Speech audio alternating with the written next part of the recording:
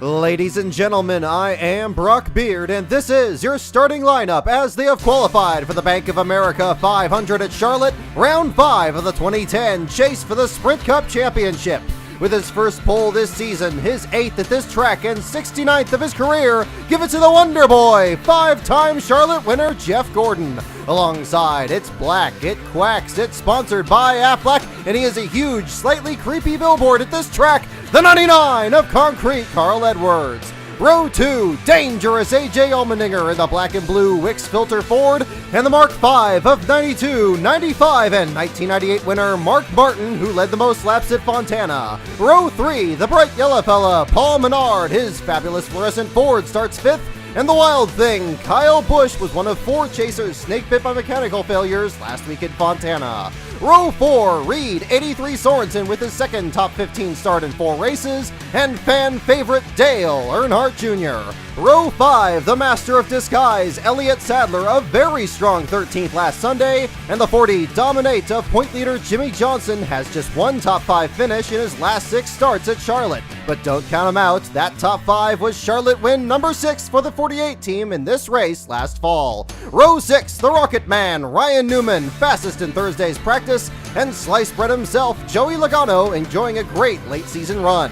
Row 7, the New Jersey Fury, Martin Truex Jr. won the Sprint Showdown here in May. Tonight, he starts next to the Tasmanian Devil, Marcus Ambrose. Row 8, looking to become the first driver ever to sweep all 3 Charlotte races in the same year, the Blue Deuce of Kurt Busch, and Hudaman 2009 Coca-Cola 600 champion David Rudaman. Row 9, mighty Matt Kenseth won the 600 a decade ago, and the mayor, Jeff Burton, has 2 600 wins, then later scored his most recent victory in this race 2 years ago. Row 10, sideways Sam Hornish Jr. starts 19th, and the Warrior from Emporia, 2007 runner-up Clint Bowyer, starts 20th.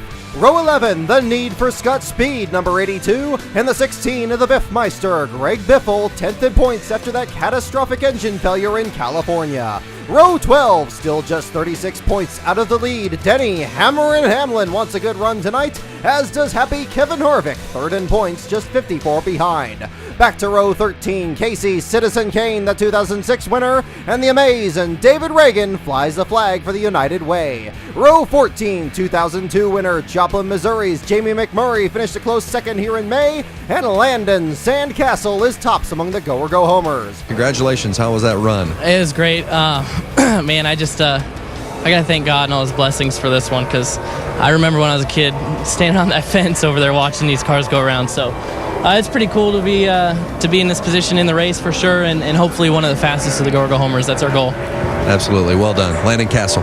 Row 15, the Rushville Rocket. Last week's surprise winner Tony Stewart goes for his 2nd win in this race, and Bobby Labonte steps in for brother Terry and gets the Stavola Labonte machine into its first race. This is the first time a car owned by the Stavola brothers has made a Cup race since the 1998 season finale at Atlanta, where a strong 6th place run by Morgan Shepherd in the 8 car ended with this late crash. The younger Labonte may be one to watch tonight, as he has finished inside the top 15 at this track in 7 of his last 10 starts. Row 16, Brad the Big Keselowski and Sleek and Swift Regan Smith enjoyed a brief run at the front last week at Fontana.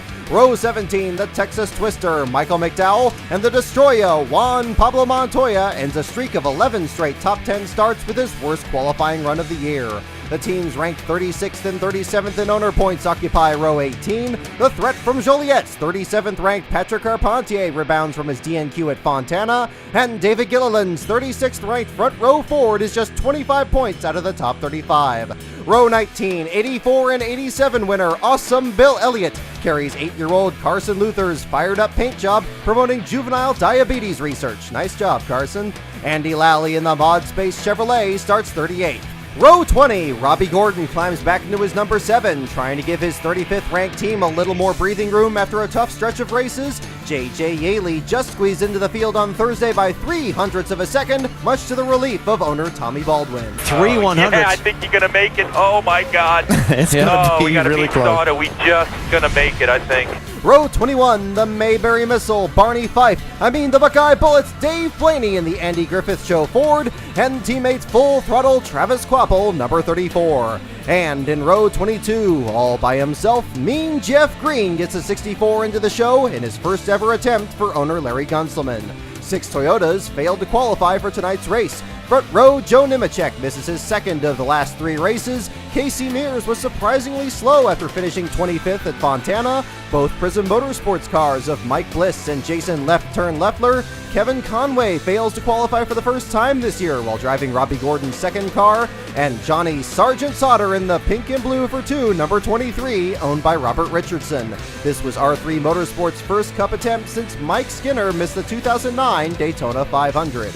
In addition, the 51-car entry list was reduced to 49 following the withdrawals of Scotty Riggs in the second Whitney Motorsports car and Brian the Bull Keselowski. And ladies and gentlemen, there's your field of 17 Chevrolets, 13 Fords, 10 Toyotas, and 3 Dodges for tonight's Bank of America 500 at Charlotte.